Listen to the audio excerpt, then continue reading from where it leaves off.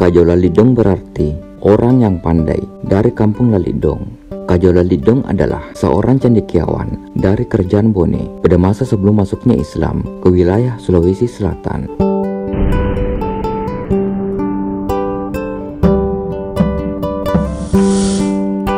Kajo Lalidong dikenal sebagai orang yang berperan dalam menciptakan pola dasar pemerintahan kerajaan Bone pada abad ke-16 pada masa pemerintahan Raja Bone ke-6 Laulio Botee 1543 sampai 1568 dan Raja Bone ke-7 Latendri Rawe Bongkange 1568 sampai 1584. Pada masa pemerintahan Latendri Rawe Bongkange, kerajaan Bone mengalami perkembangan sangat pesat berkat sumbangsih pikiran Kajo Lalidong. Kajo Lalidong diperkirakan sejaman dengan filsuf politik Italia Niccolò Machiavelli. Akan tetapi, pemikiran Kajo Lalidong lebih menganjurkan agar penguasa jujur dan bijaksana, sedangkan Machiavelli mengabaikan etika, moral, atau pertarungan politik. Menurut W.S. Rendra, pemikiran Kajo Lalidong mengenai adat, peradilan, jurisprudensi, dan tata pemerintahan sudah cukup lengkap. Bahkan, pemikiran Kajo Lalidong sudah mendahului Kode Napoleon. Kajo Lalidong lahir dengan nama Lamelong, diperkirakan pada tahun 1507 pada masa pemerintahan Raja Bone keempat W. Bandregau 1496 sampai 1516, yang sama dengan masa pemerintahan Raja Gua ke-9 Daeng Matanre Topakrisi Kalonna. Kajo Lalidong atau yang dikenal dengan nama Lamelong lahir di sebuah desa yang bernama Kajau, sekarang berada di wilayah Kecamatan Berebo, Kabupaten Bone. Di desa Kajau banyak ditemukan bukti sejarah yang berkaitan dengan Lamelong, seperti makam yang dipercaya sebagai makam Lamelong atau petirasan Lamelong, bukit kecil yang dipercaya sebagai tempat Lamelong makan siput, serta sebuah pohon kayu yang dipercaya sebagai tongkat Lamelong yang ditancapkannya di tanah. Desa ini dulunya bernama Wanua Cina, kemudian berubah menjadi Desa Kajau. Dari cerita rakyat bahwa ayah Lamelong adalah seorang kepala Wanua atau Matoa yang dikenal sangat arif dan bijaksana. Ayah Lamelong sangat dicintai oleh rakyatnya, sehingga ayah Lamelong mendapat gelar Tautongeng Regauna, orang yang benar dalam perbuatan. Lamelong sendiri dikenal dengan anak yang cerdas, jujur, dan berani. Ia tidak pernah berbohong, tegas dalam bertindak, dan berani mengeluarkan pendapat. Sifat ini sudah terlihat sejak kecil, sehingga disegani oleh teman sebayanya. Sehingga dalam diri Lamelong telah nampak adanya bakat-bakat istimewa untuk menjadi seorang pemikir yang cemerlang. Kajo sebenarnya bukanlah sebuah nama, tapi sebuah gelar atau penghargaan bagi seseorang di kerajaan Bone karena melebihi yang ada pada dirinya.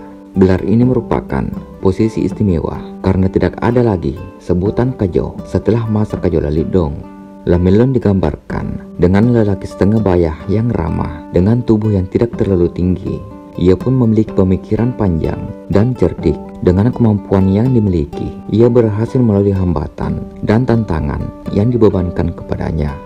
Kajo Lalidong dipilih dan diangkat sebagai penasihat raja, sekaligus sebagai pemikir ahli untuk pemerintahan kerajaan Bone karena kecerdasan yang terpancar dalam dirinya. Sebelum diangkat sebagai penasihat raja, ketika itu Raja Bone mendengar kabar tentang seorang pemuda yang berani dan cerdas. Raja Bone pun memanggil pemuda tersebut untuk dijadikan sebagai Kajo atau penasihat raja. Tetapi sebelumnya raja menguji kecerdasan pemuda tersebut, maka sang raja pun memerintahkan Lamelong untuk memerintahkan 70 orang buta dalam waktu yang singkat. Sang raja juga meminta Lamelong untuk membawa benda pusaka miliknya. Setelah berpikir sejenak, Lamelong pun menyanggupi kedua permintaan sang raja. Singkat cerita, setelah Lamelong berhasil melakukan semua tantangan yang diberikan oleh raja, Lamelong pun resmi menjadi seorang penasihat kerajaan. Ia pun diberi gelar Lamelong Tosuale Tautonga Macai Ri Lalidong atau disingkat dengan Kajo Lalidong. Sejak saat itu, sebagai seorang Kajau, tidak hanya bertugas sebagai juru bicara dan diplomat negara, sekaligus sebagai ahli nujum istana dalam melaksanakan tugas diplomasi, kekuasaan, dan kewibawaan kerajaan terletak di ujung lidah seorang Kajau.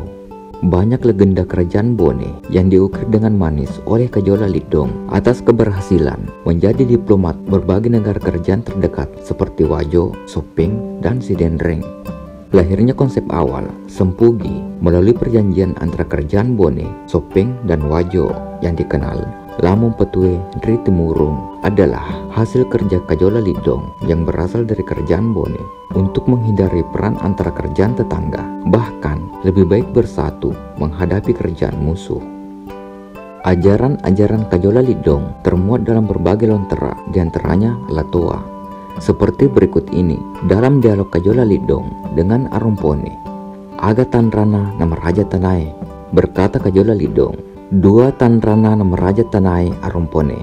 Sewani melempu namaca arum mangkau maduana tesi salah-salae. Na iya tulae patongang Arumpone. Sewani na rekomatanre cinai arung mangkau. Maduana na terini warang parang toma bicae. Matulunna na kosi salah-salah ni tawe ilalam penua tanrana toparo na rekomelo ni baico tanah marajae. Bertanya Kajola Lidong kepada Arumpone, aga sio Arumpone muasa tetaroi reba ala biremu patoko pulanai ala biremu bakurie aja na tatere-tere tahu tebekmu aja na padawano pengampo waram paramu bakurie. Kemudian dijawab sendiri oleh Kajola Lidong, iya inana waram perangi teteroingi tatere-tere tahu tebekna tematin ropi matana aruma perintai ri esoni nawa-nawai ada cengana tanana natangai olona mondrina gaue napo gau maduana macepi pinro ada arung mangkau mataluna macepi dupai ada arung mangkau maipana tak kelupa surona po ada tongeng.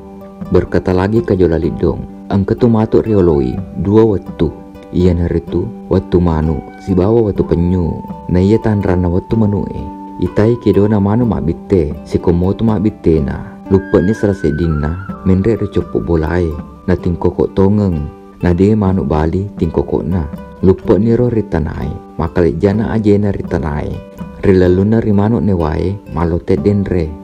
Menurut Kajola Lidong, iya na tu denre manu mating kokoe recopo bolai iya tu manu jauh makonir gauna to masangengi alena ajuarang.